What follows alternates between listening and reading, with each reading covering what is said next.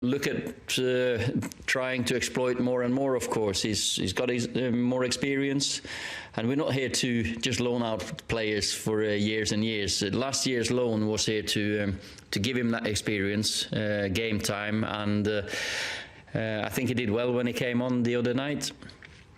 Ian Wilson.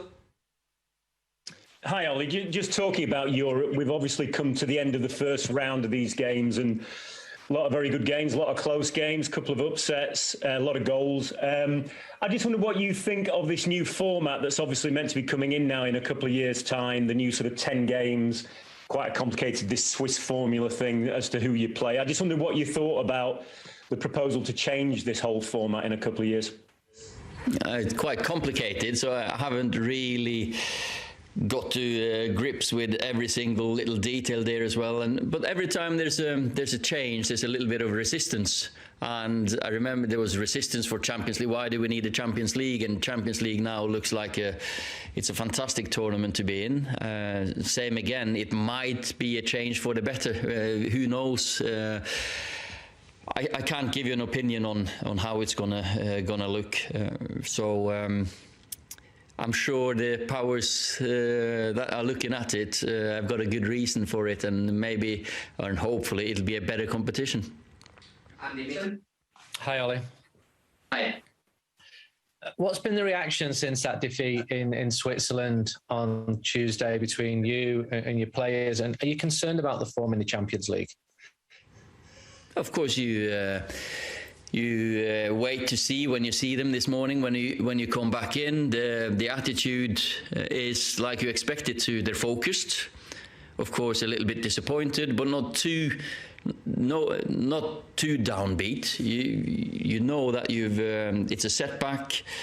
We have to do better, and we've got 5 games to get those 10, 12 points that we need. Of course, it's not the start we wanted, but we're a good team that can bounce back again, and the group is very good. Rob Dawson. Hi, Ollie.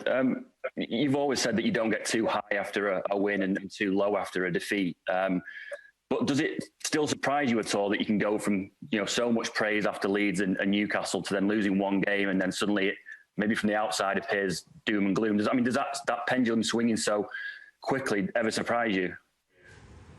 No, it doesn't surprise me, of course. I've got my job, and we do our job. You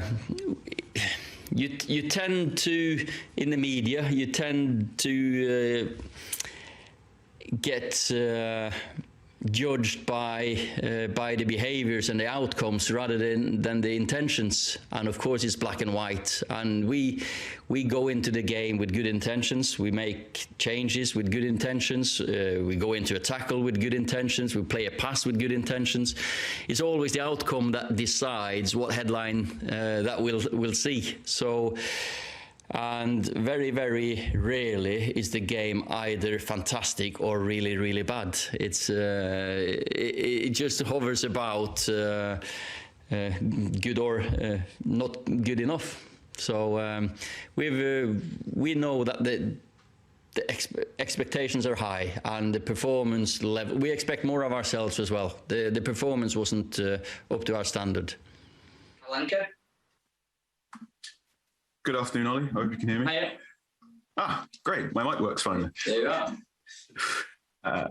In November last year, I asked you about your long-term vision for United, and you told me about how you plan to attack with quick attacks and with crosses. In the new year, I asked you about your layer-by-layer method with defence. Could I spare some time to talk about your sort of iterations in central midfield, that pivot behind your many attacking players and your very impressive defensive players? How do you want that two-man pivot to work in future? I'll give David all my insights then, won't I? Of course, I'm not here to explain every single detail of how I want my team to play. We want centre midfielders there who can play. Today's football is about, he's a good 6, he's a good 8, he's a 10.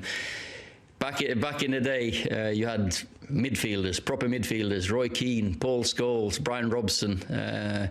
you see players out there who can do attacking and defending, and that's, of course, we look for midfielders who are complete, and we try to develop that in our midfield. And it's a balance between how many you commit forward to how you defend, because one little mistake and there's a counter-attack towards you. Yes, you got your hands up, Carl. Before, when I've talked to you about Greenwood and attacking players, you said you wanted to, other than Cavani, you see all your attacking players can do many roles. And now you're talking about how you see your players as midfielders. Is this sort of your new overarching philosophy about having players that can do more than 2 or 3 things? Overarching philosophy. I don't sit here and claim and talk about, football is a simple game. It's about making good decisions. It's about your qualities. It's about being in a team. And sometimes we look too much into all the little intricacies, and it's passion, it's desire. Who wants to win that tackle? Who wants to win that ball? Which one of the strikers has got the desire to get on the end of crosses? So you can talk about all sorts, and it looks nice on paper. When you go out on that pitch, who wants to win? That's one of the big things, and you want winners. And I think I'm getting there with my team players. Chris Wheeler.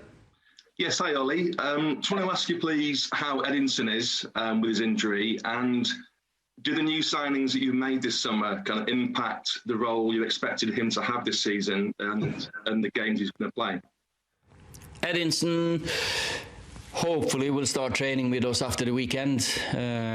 Hopefully, maybe Monday. So maybe he'll be involved on Wednesday. Who knows? He's had a fantastic season last season. The impact he made towards the end of it when he got his fitness, because he struggled early on with fitness as well. He struggled with niggly injuries.